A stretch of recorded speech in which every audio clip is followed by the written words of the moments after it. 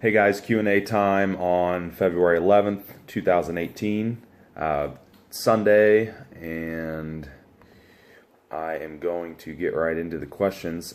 Today was over-the-counter supplements, anything health-related, ergogenic aids, um, anything related to that topic. I got a variety of questions, nootropics, digestion, all that stuff. So, let me get right into it here. First one. Nootropics, are they okay to take daily or should they be taken in cycles? Okay.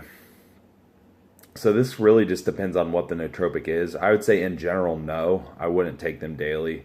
There probably are certain things you could take daily potentially, but for the most part, I probably wouldn't. Somebody asked, I like this one. Can I use L-tyrosine daily or every day? So something dopaminergic like that, that's a mouthful of a word. It's something that increases dopamine, like tyrosine, L-dopa. I'm hesitant to have anyone take that kind of stuff daily. Normally when I implement things like that, it's more of an as-needed basis, or anything that's acting as a neurotransmitter. L-tyrosine would be one. Anything that increases serotonin, GABA. Some of the literature will show us that you could potentially have less natural production if you're relying on these supplements. So I would probably be hesitant to rely on them that way. Kind of like when people go off of an antidepressant, whether it's an SSRI or a dopamine drug or whatever, or even something that affects GABA, like a benzo, Xanax, for example. There's terrible withdrawals. It's hard to restart your own production. Obviously, this is on a smaller scale, but still the same thing. I wouldn't necessarily be using them daily. And then there are other... Nootropics is such a huge category that you have to be a little more specific to really know one way or the other. There are some common ones like huperzine. Probably wouldn't use it daily. All the racetams, racetams. I probably wouldn't use those things daily. Anything that's affecting brain chemistry like that, I probably wouldn't use daily. Like I said, there is some research that shows us that, or reasons for that, and then some of this stuff's obviously never been studied in the long run, especially some of these nootropics. So I would cycle them or use them, certain days of the week that you need them. That's probably what I would do, rather than just blast it 4 weeks on and all off, unless it's like a studying period for school or something.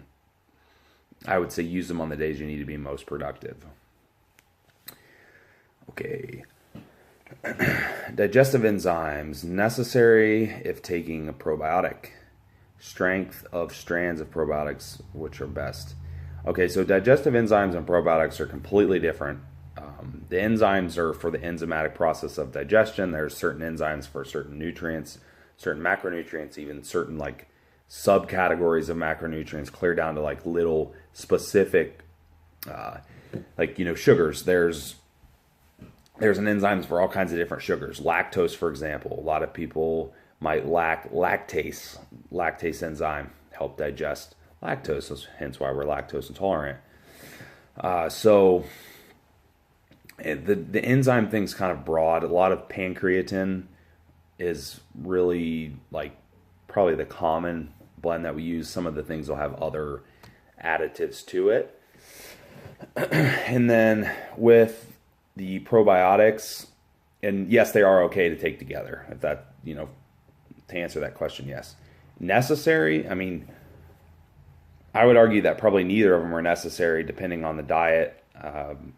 I don't add digestive enzymes to everyone's diet. Some people I do, but not everyone.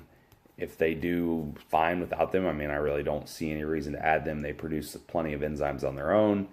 If for some reason their enzyme production is downregulated, then they can add the enzymes in.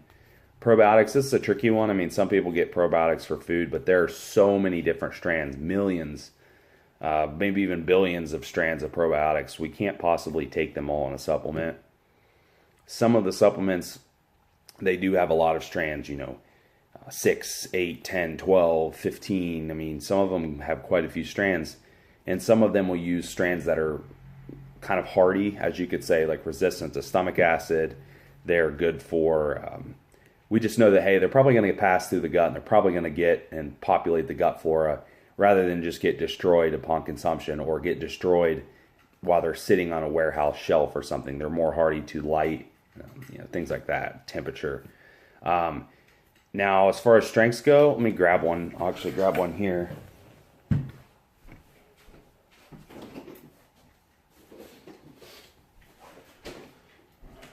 Okay, so there are a lot of different, like I said, there are tons of different ones over the counter. I posted the other day about one in particular that I liked, and I'm not going to pronounce it. I will hold it up here for you. I'll try to pronounce it. Saccharomyces boulardii plus MOS. MOS is a mannan oligosaccharide. So essentially, I'm assuming that's just a prebiotic. Basically, this is 5 billion viable cells at the time of consumption. So at the time of consumption is the big part. All right, so that means that you're actually going to get what's on the bottle, whereas a lot of them will say, it's whatever amount at the time of manufacturing, and you're not guaranteed to get it. So here is the bottle. Okay. All right, so this one actually has some studies behind it helping with bloating, gas, helping with diarrhea, constipation, all this stuff. It's been studied. We know that it's a pretty hardy strand. There are tons of strands. I know acidophilus and then different variations of that are probably the most commonly heard strands. Getting a multi-strand probiotic is a decent idea. I'll say this, I don't have everyone use a probiotic if I think that they have a really bad gut environment for some reason. There are certain probiotics that I may have them use to repopulate their gut, at least temporarily, or people that have used antibiotics a lot, people that have maybe leaky gut,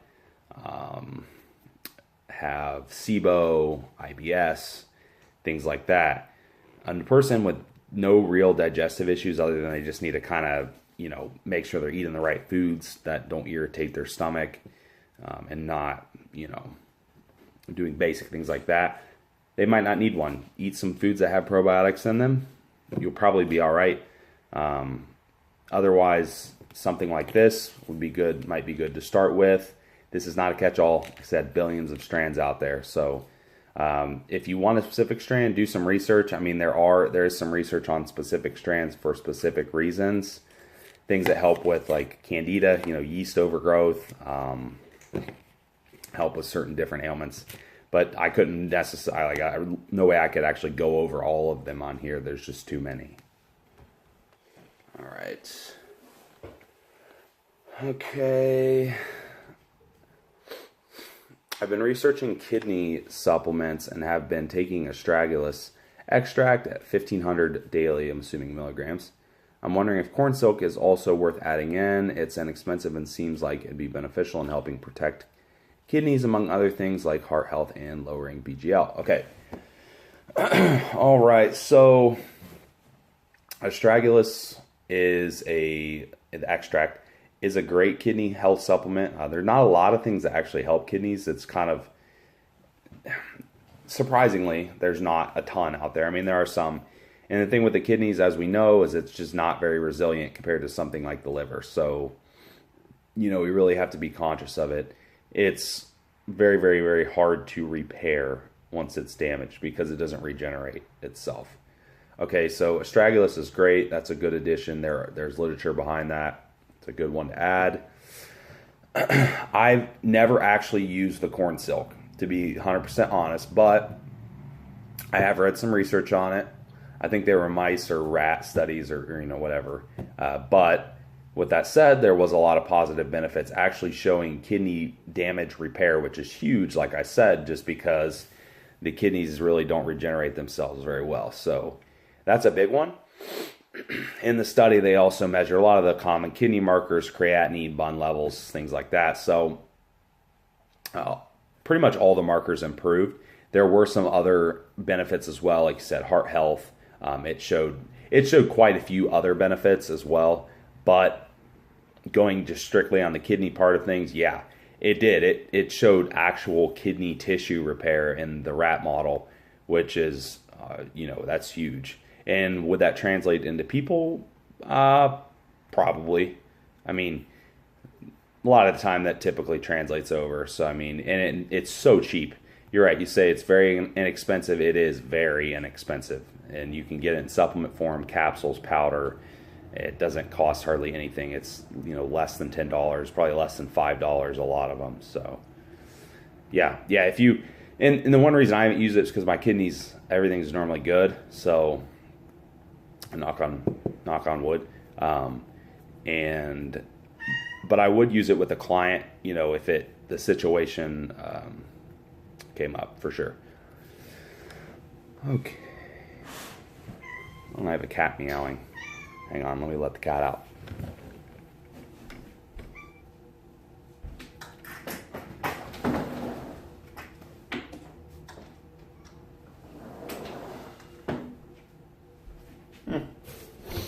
All right. We have this stray cat that comes in. He just hangs out outside and then comes inside when he's hungry, so whatever.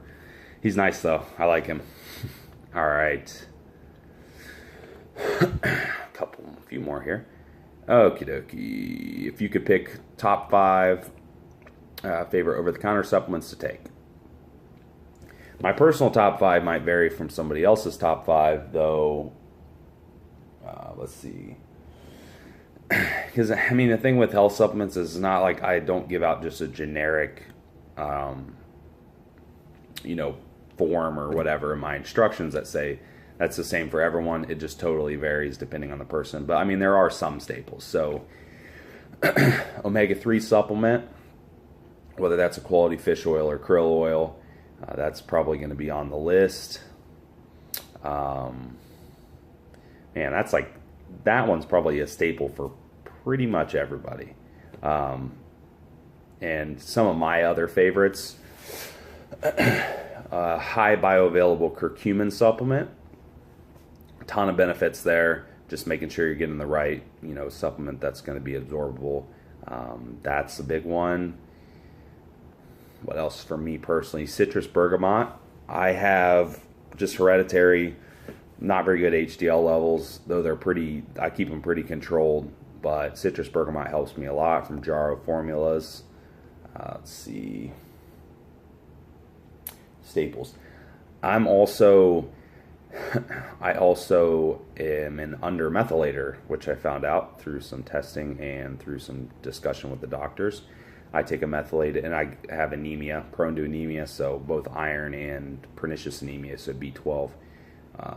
So I take a methylated B complex, a couple different brands with intrinsic factor in there. So intrinsic factor just helps with assimilation of the vitamins, though when they're methylated, you don't need intrinsic factor. The extra intrinsic factor in there will help assimilate the other B vitamins that you're getting through food, essentially. And take a iron supplement with that as well. So I don't know how many that is, 4, something like that. One more. I take,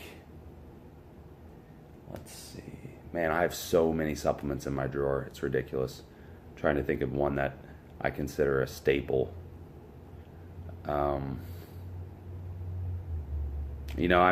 Yeah, there's just too many. I can't think of one that I would definitely consider a staple because I rotate different things for different times. But there's 4, I think, 4 or 5. Greens powder versus a multi, which would you say helps to increase nutritional deficiencies and fill the gaps from someone's diet? Well, this is going to depend on what kind of greens powder and what kind of multi. A really lousy, generic multi that's like a 1 a day or something. That's they have poor absorbable forms of the vitamins, not processed very well. they don't really have a lot of the vitamins in them, that might not be a good choice. Getting something better like Life Extension vitamin, the Thorn brand, stuff like that. I mean, those brands like that have all of the activated B vitamins, all of the correct forms of your fat soluble vitamins, have all the cofactors. I mean, all that stuff's there. And with the greens powder, I would say that's probably going to be more potent than a greens powder. I mean, greens powder, yeah, you're going to get vitamins and minerals and stuff through the vegetables and the fruits that are in there, but it's not going to be on the same level as a high potency, high bioavailable multivitamin. But with that said, I don't really think it's necessary for everyone to take a multivitamin either. If you're just talking about nutritional deficiencies, then supplement with specific vitamins. I mean, someone on like a really low calorie diet or an extremely narrow diet as far as foods go, then yeah, multivitamin of the nature that I suggested might be a good option. I have people that use them, some people that don't, just depending on the couple things like I mentioned there, or super low calories, so something like that.